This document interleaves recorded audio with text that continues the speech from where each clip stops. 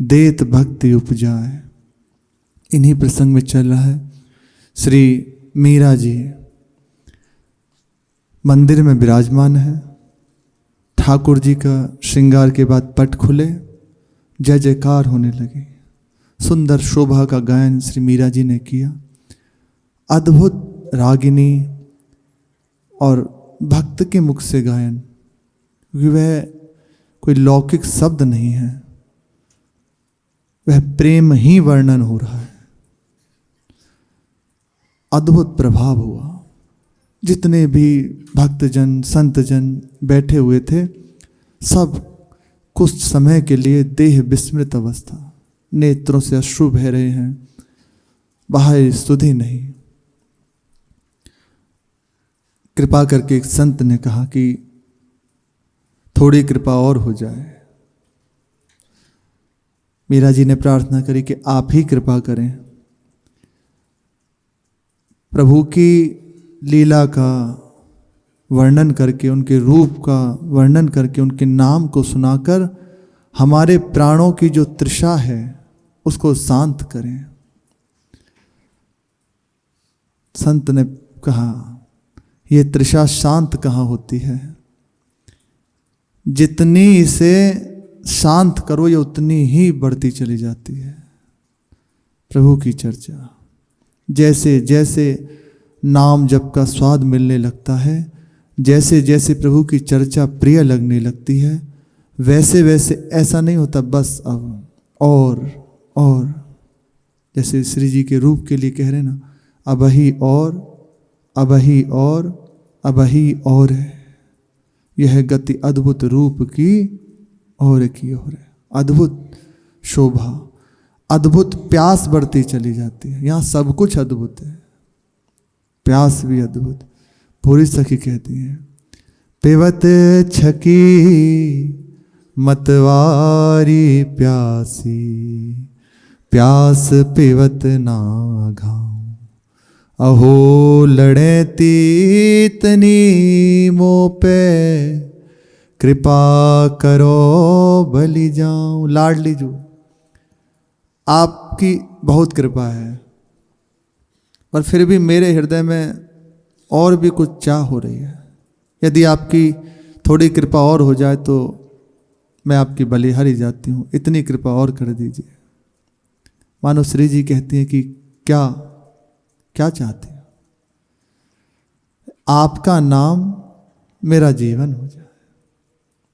नाम रूप में, रूप नाम में, बिभी में हुए दुलराऊं।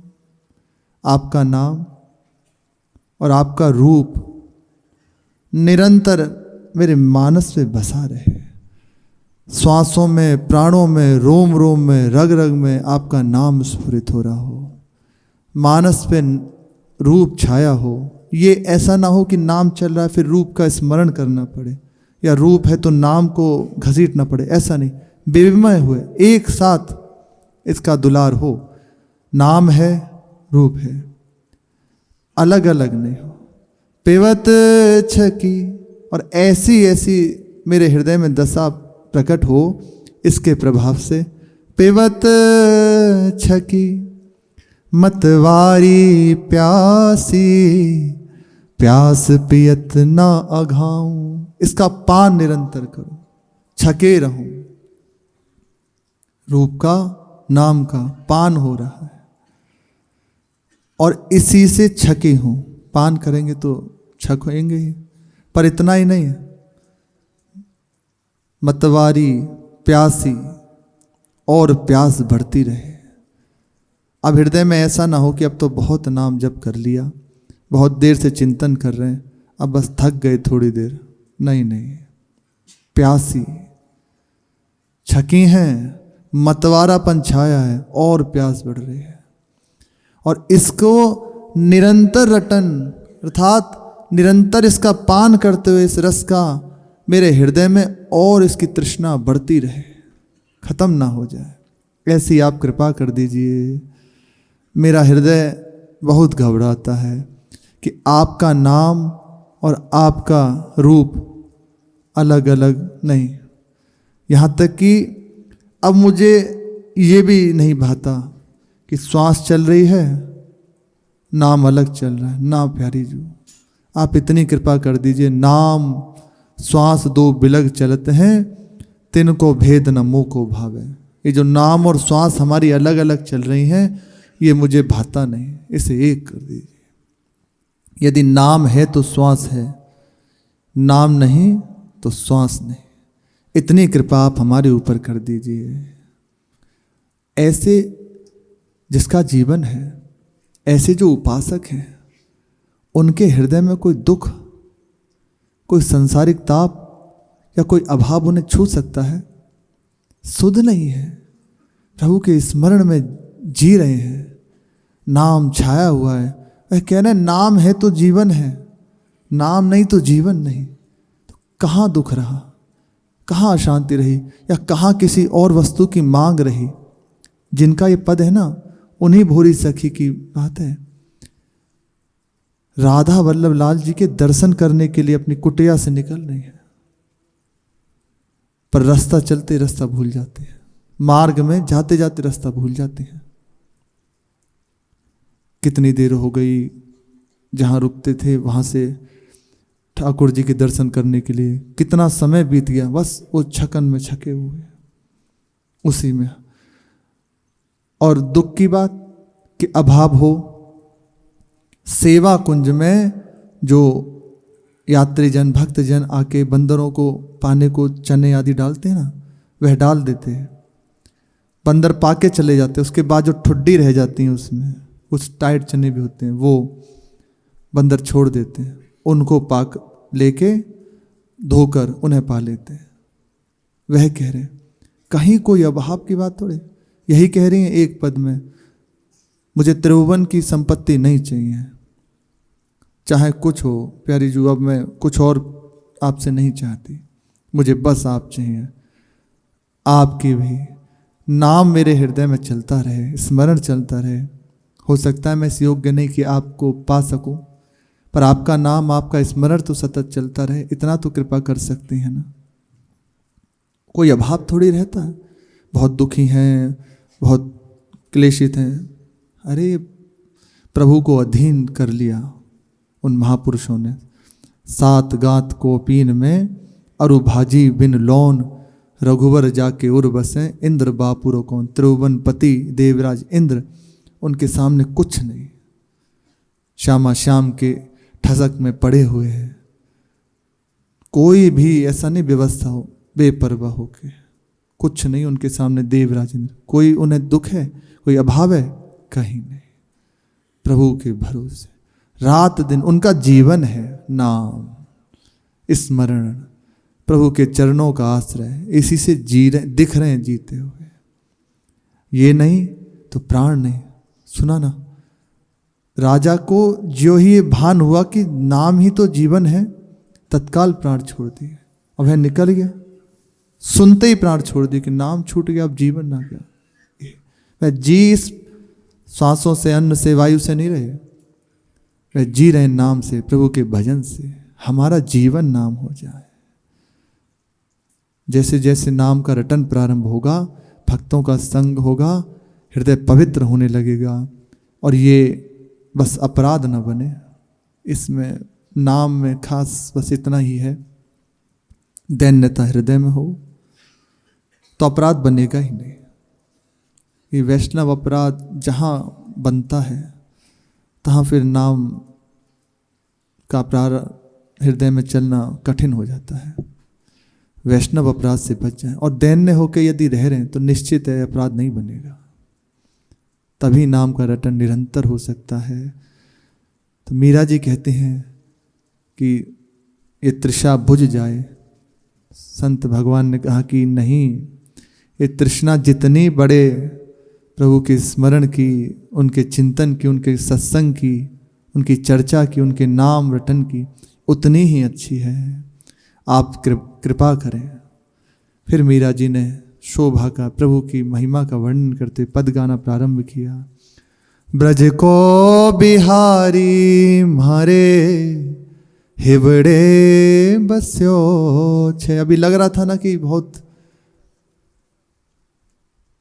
विरही हैं, अभी तक प्रभु का दर्शन नहीं हुआ, आप कृपा करो मेरे हृदय की जो जलन है शांत हो जाए प्रभु के मिलन की। वही कह रही है, ब्रज को बिहारी म्हारे हिवड़े बस्यो छे। कटी पर लाल काछनी काछे, हीरा मोती वालो मुकुट धर्यो है। कैसी शोभा है श्री लाल बिहारी की। कटी पर लाल काछनी बंधी हुई है, कटी काछनी,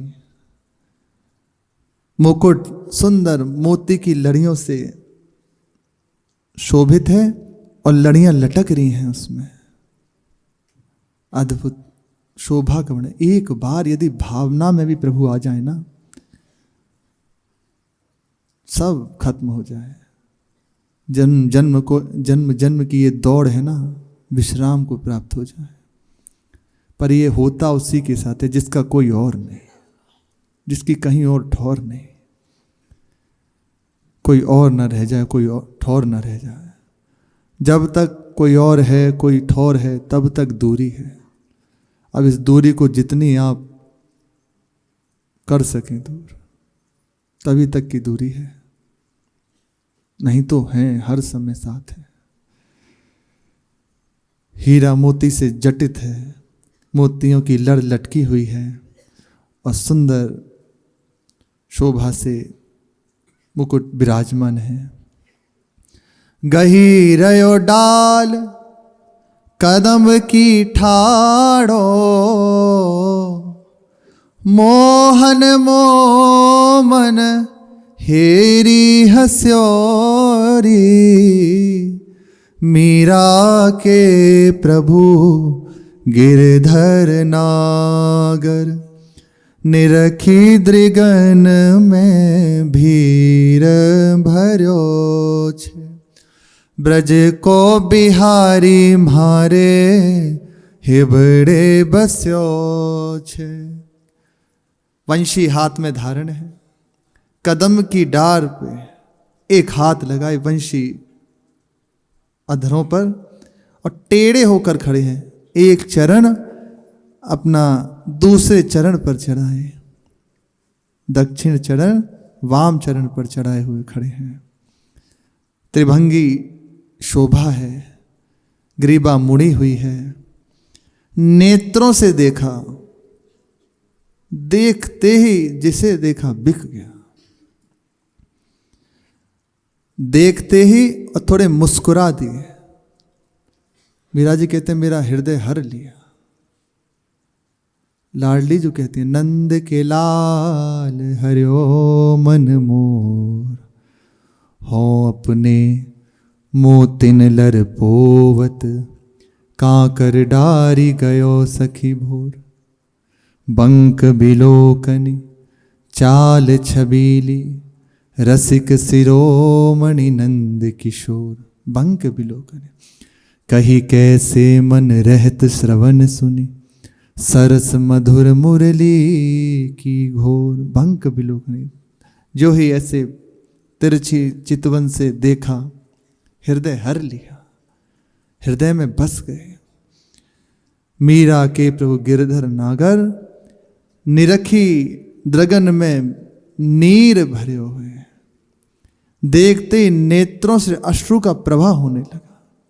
प्रेम है ऐसे जैसे हित हरिवंश रसिक ललितादिक, लता भवन रंध्रन अवलोकत, अनुपम सुख भर भरित विवश असु, आनंद वारी कंठ दिग्रोकत। आनंद अश्रु बरसने लगे, बार बार उन्हें रोकते हैं। जैसे ही शोभा का दर्शन किया, नेत्र हर गया, हृदय एक टक उनमें लग गए जाके। भजन पूरा हुआ, चारों ओर शांत वातावरण, अद्भुत।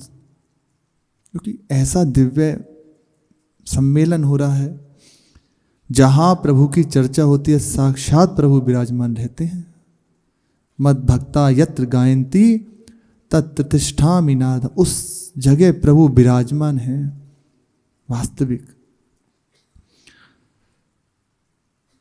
फिर एक संत की ओर मीरा जी ने देखा और कहा, कृपा करके कुछ सत्संग की चर्चा करें, अपने वचनों से हमें लाभान्वित करें, प्रार्थना करें कि आपका जैसा हुक्म हो, क्या आज्ञा है।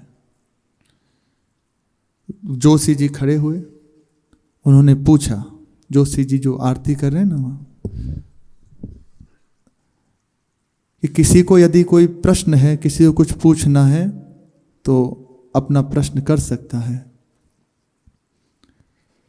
किसी ने प्रश्न किया कि गुरु कहाँ रहते हैं और कैसे मिलेंगे, इसका कोई निश्चित उत्तर हमें बता दीजिए। कौन है, कैसे पहचाने गुरु ये हमारे हैं और हमारे हृदय में कैसे पता चले। उन्होंने प्रश्न किया।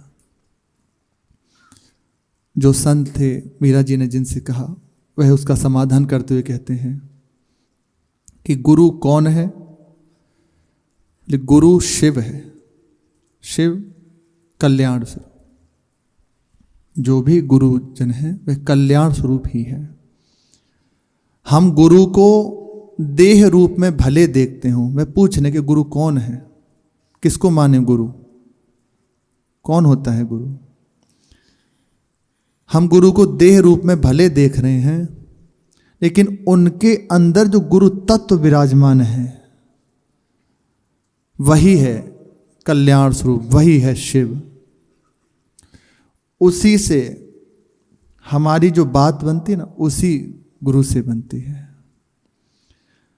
ठीक वैसे ही है जैसे शिवलिंग विराजमान है, उसकी सेवा पूजा करना प्रारंभ किया, तो सेवा हो रही है जो उनके अंदर विराजमान तत्व है उनकी। नहीं तो जिस समय बनाए गए तभी तो थे, लेकिन बाद में प्राण प्रतिष्ठा की गई, संपूर्ण विधि विधान से उनकी सेवा पधराई गई। वह उसके अंदर जो गुरु हैं उसे कहते हैं गुरु। हाँ, आपने जिसे स्वीकार कर लिया कि ये मेरे गुरुदेव हैं, तो उस शरीर को धारण किए हुए गुरु तत्व आपके लिए विराजमान है। गुरु की पांच भौतिक देह पूजा भक्ति श्रद्धा के माध्यम है हमारी। हम अभी गुरु तत्व को देख नहीं सकते, पर हम जो गुरुदेव बनाए हो उनकी देह को पूजा अर्चना, इसी से अपनी श्रद्धा उन तक पहुंचाएंगे और ये श्रद्धा उस गुरु तत्व तक पहुंचा देगी, वही गुरुदेव। उपदेश देने वाला गुरु या रुष्ट होने वाले जो भी होते हैं ना, वह तत्व ही है। तत्व आपसे रुष्ट या प्रसन्न होता है, आपको डांट रहे हैं, आपको फटकार रहे हैं, वह गुरु तत्व जो आपके कल्याण के लिए निहित हुआ है, जो आपके कल्याण का उन्होंने जिम्मेदारी ली ना, वे जिनको आपने हृदय से स्वीकार कर लिया, वे हाँ उस स्वरूप में दिखाई दे रहे हैं, डांटते हुए प्यार करते हुए, पर वे सब हो रहा है उस गुरु तत्व से ही। दूसरा प्रश्न हुआ कि गुरु मिले कैसे। सर्वत्र हैं, कल्याण शिव, इसका वास्तविक शिव का अर्थ होता है कल्याण स्वरूप। वह सर्वत्र विराजमान है, भगवान सर्वत्र हैं। यदि सचमुच आपको आवश्यकता है, आपके हृदय में उठे या प्रभु जानते हैं कि अब आपको गुरुदेव से मिला देना है,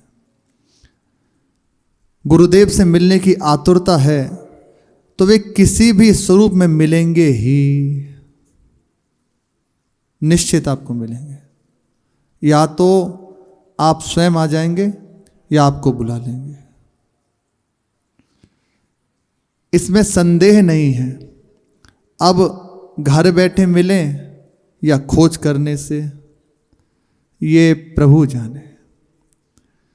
गुरु की आवश्यकता जो ही हमारे हृदय में आने लगती है कि अब मुझे गुरुदेव चाहिए, मुझे भगवत साक्षात्कार करना है, मुझे अपना कल्याण करना है,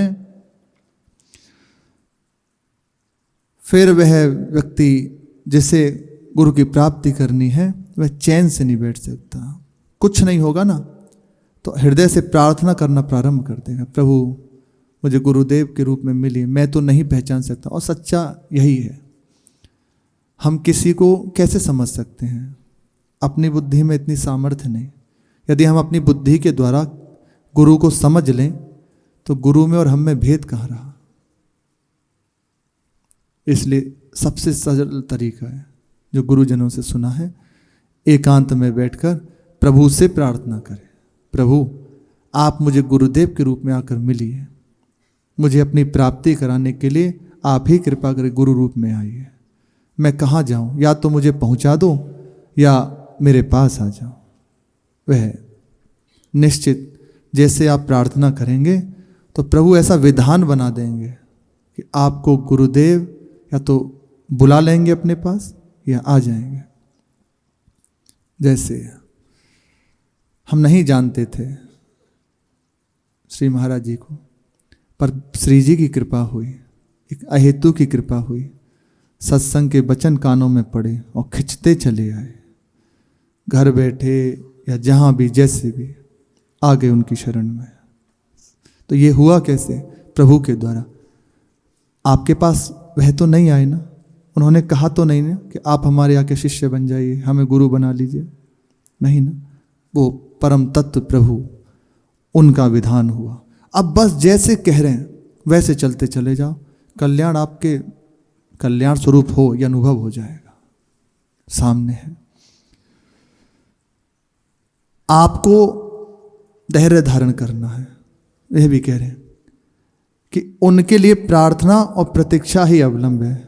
हमारा समय व्यतीत कैसे हो? प्रार्थना करें प्रभु से और धैर्य धारण करें, निश्चित मुझे गुरुदेव मिलेंगे, वहीं उपलब्ध होंगे। वचन के रूप से भी सुना, कितने ऐसे आके कहे कि स्वप्न में आकर महाराज जी ने हमें नाम दिया, स्वीकार किया। वह क्या है? प्रभु की कृपा। घर बैठे आपको घसीट लिया। इसमें मुख्य है प्रभु की कृपा। उन्हीं से प्रार्थना करनी चाहिए वास्तविक, नहीं तो हम कहीं भी अटक सकते हैं, गिर सकते हैं। प्रश्न हुआ, समाधान हुआ। फिर शाह उठा, जो आए थे ना मालवा के शाह नवाब, वह उठा और अपने साफे से अपने आंसू पोंछते हुए मीरा जी के समीप आकर प्रणाम किया।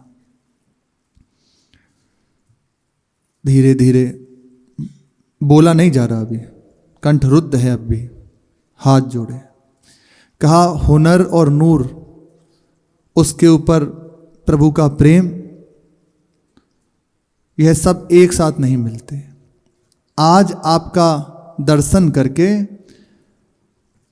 प्रभु का ऐसा चमत्कार देखकर यह नाचीज अपने लिए कह रहे हैं, सुखी हो गया, धन्य हो गया, सुरखरू हुआ। आप अपने प्रभु के लिए ये एक छोटी सी भेंट मेरी स्वीकार करें। और जेब से हीरे का हार निकाला, उनके चरणों में समर्पित किया। मीरा जी ने कहा नहीं, ये जैसे मेरे हैं वैसे ही आपके भी हैं, लेकिन ये शुद्ध मन के निश्चल भावों के भूखे हैं, धन संपत्ति आदि के भूखे नहीं। बहुत वैभव है प्रभु को, इसके भूखे नहीं हैं, निश्चल भावों के भूखे हैं। आप अपने भाव समर्पित कर दीजिए, निश्चल मन, जैसे जैसे प्रीति पूर्वक उनकी सेवा, प्रभु प्रसन्न हो जाएंगे। और ये जो हार है ये प्रजा का धन है, गरीबों की सेवा में लगाएं। इन्हें धन नहीं, भक्ति चाहिए, आप चाहिए, प्रभु को हम चाहिए, धन वैभव नहीं चाहिए। तो शाह ने कहा कि दिल की बात किसी ना किसी चीज या काम से ही रोशन होती है, किसी न किसी तरह से उसको हम प्रकट कर सकते हैं। और इतना कहा, फिर नेत्रों में अश्रु आ गए। अति दैन्य हृदय सामने रखा और मस्तक धर दिया, स्वीकार करें। फिर अपने साफे से आंसू पहुँचे, तलवार संभाली और उठे और पीछे ऐसे मस्तक झुकाते हुए वजीर के साथ वापस लौट गया। वजीर ने कहा, जहाँपना ये ठीक नहीं किया आपने। दुश्मन के इलाके में बोलकर तो आपने अपने को प्रकट ही कर दिया, ये अच्छा नहीं किया। तुम ठीक कहते हो, लेकिन मैं अपने आप को रोक नहीं पाया। और तुमसे अब सही बात कहूँ, यदि अब मेरे प्राण भी छूट जाए ना, तो मुझे कोई भी परवाह नहीं, क्योंकि जो इस समय मुझे अनुभव हो रहा है तुम्हें क्या बताएं। और इतना कहते हुए वार्ता करते हुए नीचे उतर गए। शेष चर्चा आगे। श्री राधा वल्लभ लाल की जय।